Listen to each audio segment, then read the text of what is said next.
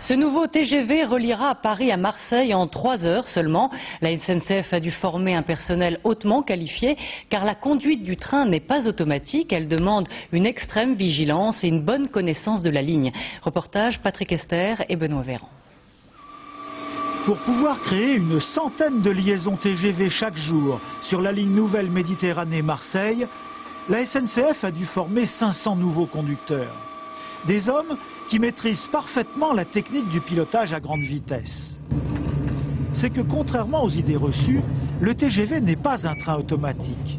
C'est une machine qui nécessite une vigilance de tous les instants pour le technicien, seul aux commandes, dans la cabine.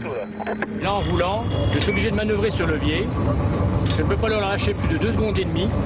Au bout de 2 secondes et demie, on va l'entendre, il y a une sonnerie. Voilà.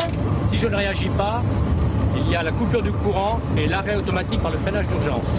Je n'ai plus de signalisation extérieure, ce sont des fréquences dans le rail qui sont captées par la machine, décryptées et qui me sont visualisées ici en chiffres en km/h. Donc à l'heure actuelle, j'ai du 270 km/h d'affiché en cabine, ce qu'on appelle le cap signal.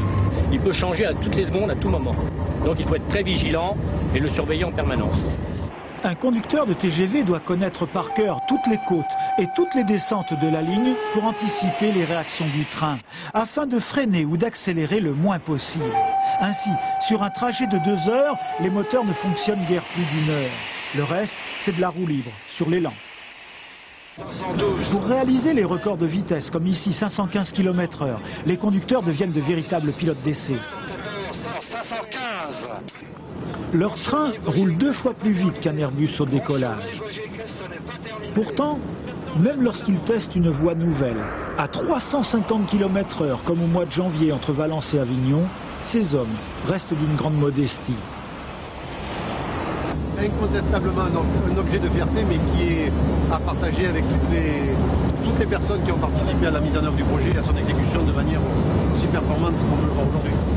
Et c'est ce même conducteur qui réalise actuellement l'essai d'endurance entre Calais et Marseille.